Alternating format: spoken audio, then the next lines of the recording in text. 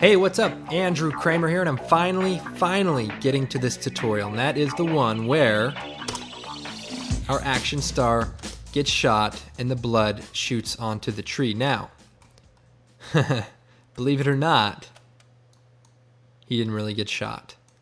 We've added this blood, and we've added this blood spatter from our Action Movie Essentials collection. But I will say that the spatter for this particular tutorial, I've actually taken from my Riot Gear DVD. On that DVD is a bunch of spatter images. And these images are matted already, and basically using a little color correction, I was able to turn them into blood. Now, Action Movie Essentials include some blood elements, but hey, Riot Gear's also got some great elements, so I want to just incorporate those for this tutorial. So what I have here is our action star pretending to get shot, and what we need to do is add the blood. So, like I said, I went into the Riot Gear collection and brought in the splatter images. You can choose from any one of these 22 or choose number 2 and number 4, like I have already done. So now we need to turn these into blood. Now, the blood from the Action Movie Essentials DVD can just be dropped into your composition. But since we're going to be using the splatter images from Riot Gear, let's go ahead and turn them into blood. I'm going to choose Effect, Channel, Set Matte. And what this is going to do is look at the luminance channel. So if we change it to luminance and use the luminance as its matte, basically turning the black transparent. We can then copy this, paste it to our other layer, and it too will be keyed out. Pretty simple. Then we can go to Effect, Generate, Fill. And you can change it to any color blood that you want. We'll just make it a little darker. And I'll copy the fill and paste it to the other layer. So far, so good. We've created the blood, and now we need to position it into the background here. So let's just kind of zoom in here. And now, to make this blood look a little bit more realistic, let's change the transfer mode to classic color burn. And you see it kind of blends with the divots of the tree and looks a little bit more realistic.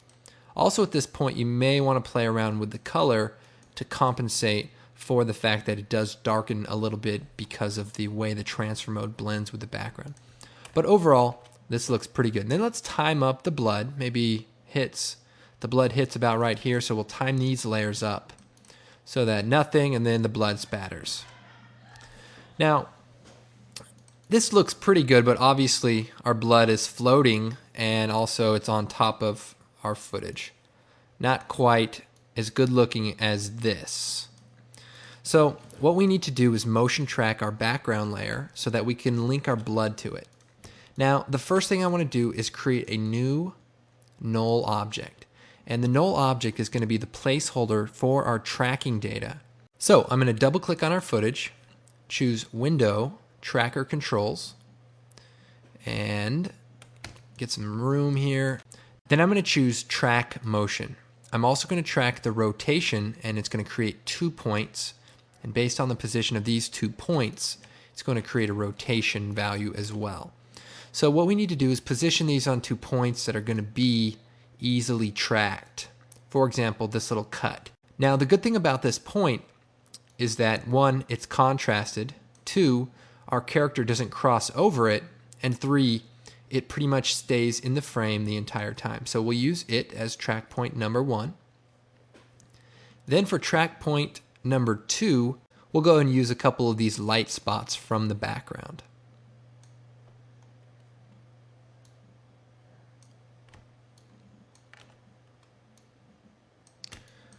Okay, then we'll click on the Track Forward button.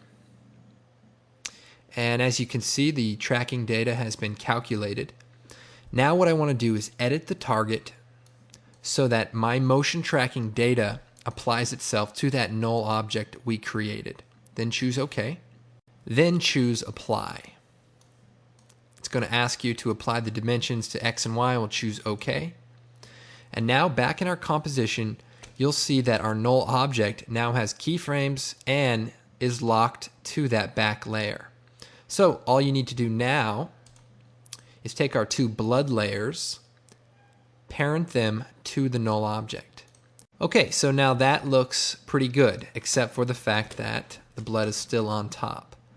But at least we're getting somewhere. So let me clean up my workspace here. Okay, so what we want to do now is make our footage of our Indiana Jones character appear to be on top of our blood. So to do that, we're going to take our footage, choose Edit, Duplicate, put it on top. So what we're going to do is take the pen tool and draw a mask around our action star, using as few points as possible. And mainly this just has to be around the side that overlaps where our blood is. So something like this. So now for this one frame, everything is working good. However, he moves across the shot. So to fix this, we need to animate this mask. So if we pull down the mask properties, set a keyframe for the mask shape, and more or less you need to go frame by frame and reanimate this mask for the entire bit of the animation. So luckily, it's not a very long shot, but you can imagine this could take some time otherwise. One tip also while rotoing is you may want to turn the mask to none so that you can actually see everything while you're working. If you know how to roto already, you will know that the best way to do it is to do parts of the body at once. So this is the original comp I did where the hat, the face, and the shoulder are sort of like separate masks that I animated. But I got lazy and just thought I'd do it in one. Anyway, basically go frame by frame or every couple of frames and animate this mask.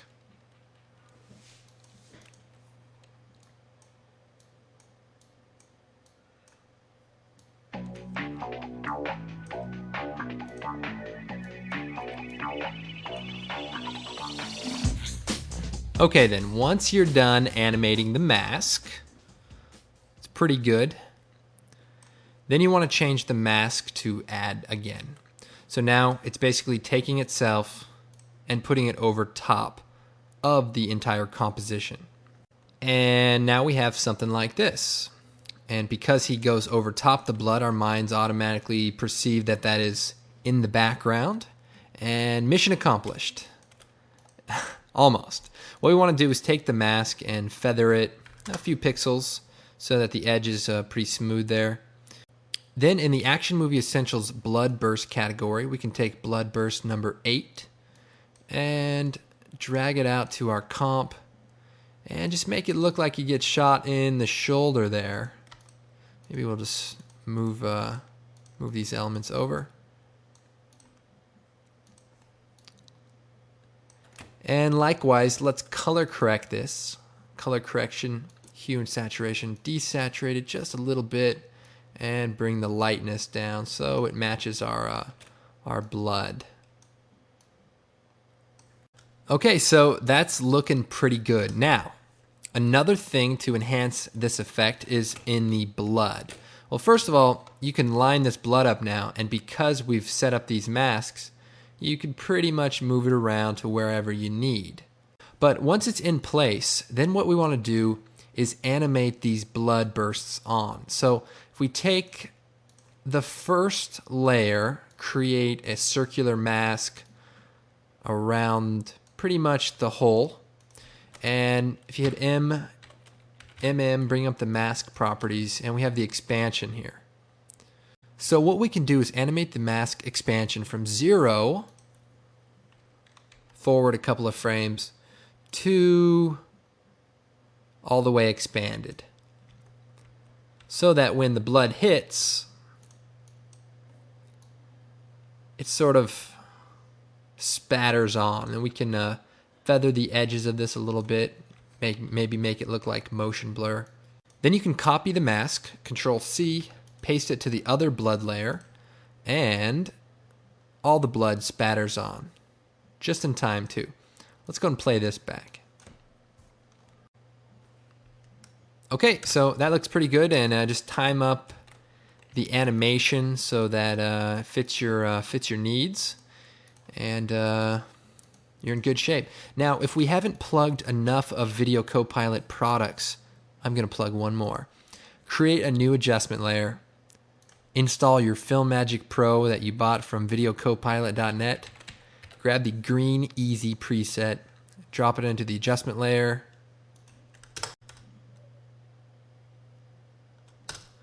Okay, well, I hope you found this tutorial useful. I know one question I get a lot too, which is a little complicated for a tutorial, but it's how we did the old rock coming down on our friend.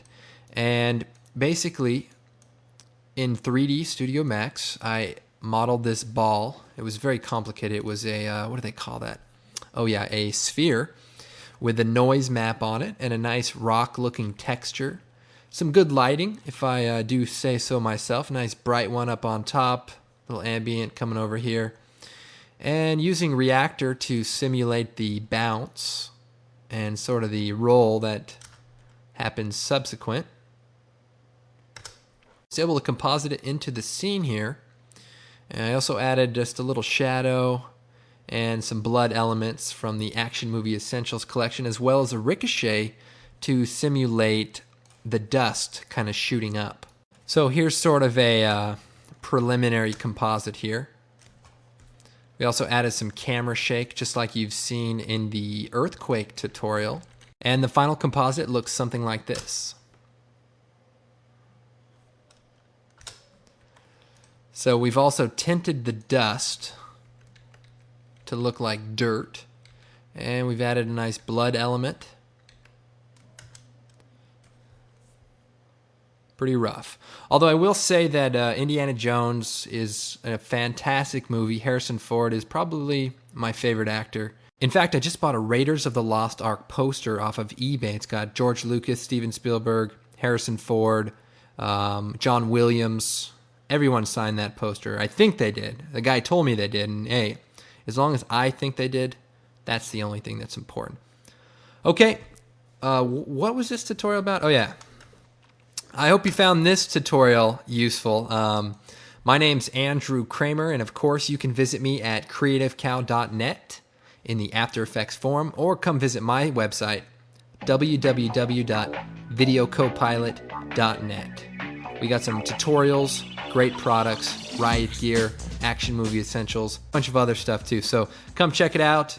We'll see you next time.